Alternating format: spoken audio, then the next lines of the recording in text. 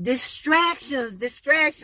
It is so easy for us to get caught up with distractions. And they take our focus off of what it really needs to be on. They take our focus off of God.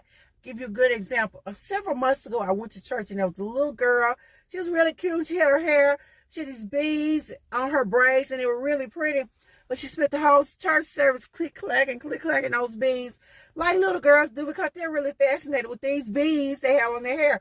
But they were a distraction. It was hard for me to concentrate on the message my pastor was giving because of this little girl and her beads, the beads in her hair. And so I said all that to say this.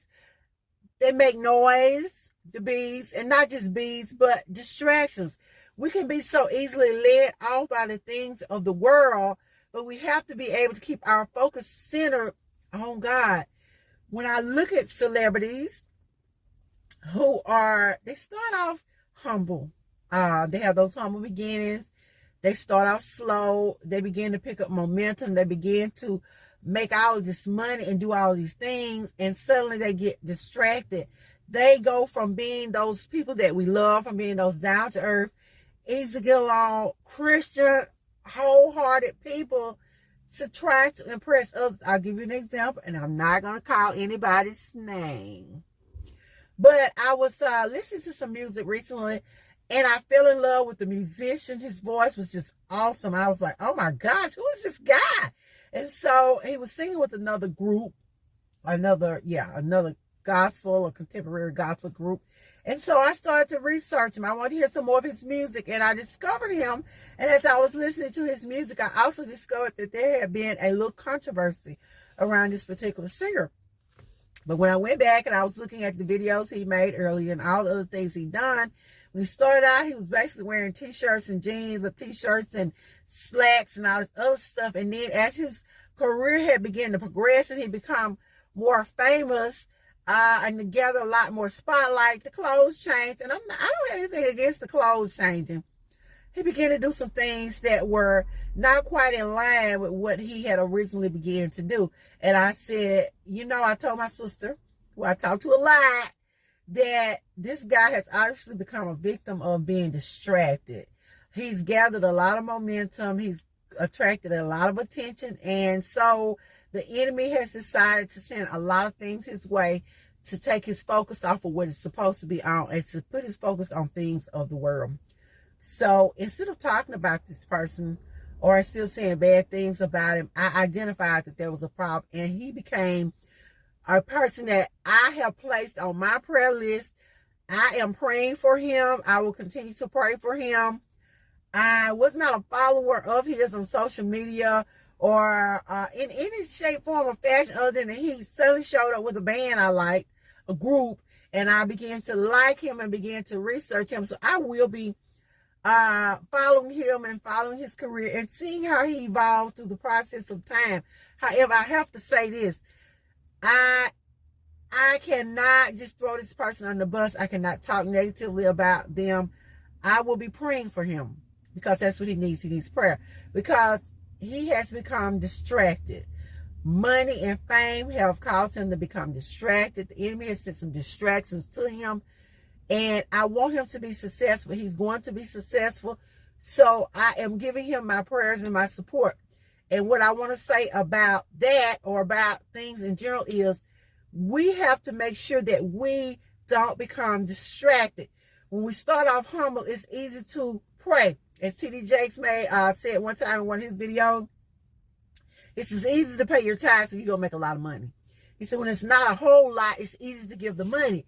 But the more them zeros change at the end of those dollars, it becomes a little harder. And I'm not saying, please don't take it out of context, but I did understand what he meant. When you are humble, when there is very little, you have, it's easier to give, or it's easier to do what you're supposed to be doing financially because you don't have as much money to deal with. So it's not a big thing. But once you begin to get more, it can become harder. We have to make sure that we don't get enticed by the world. When I'm just sitting talking to my community people, or I'm just talking to people here, it's easier not to get distracted. But once you begin to gain some momentum or people begin to notice you, the enemy will begin to send distractors your way. And we have to be careful of distractors. So, what are distractors? Distractors are anything that takes our focus off of God. It can be our children. It can be our new job that we prayed so hard for and God gave it to us.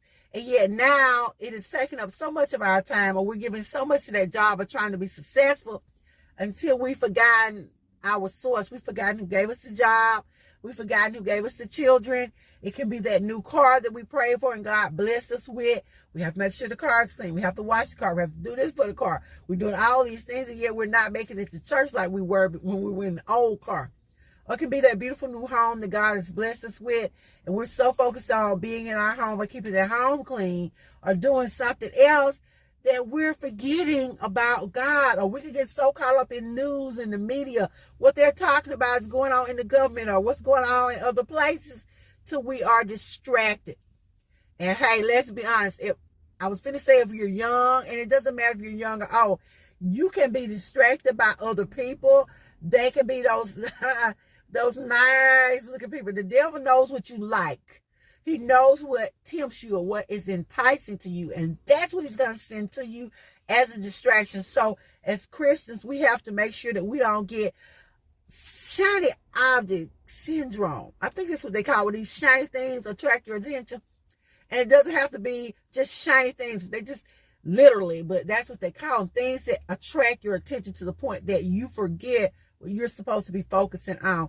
We have to keep our eyes on God and not on the world. When I think about King Saul, when he first became king, he had all those good intentions. God had given him all of the things he needed to be a successful king, but he got shiny object syndrome. He began to want to keep the riches from those countries he conquered, even though God told him to destroy them, don't bring anything back. He did it anyway. He became distracted by the things of the world. And we have to not become distracted.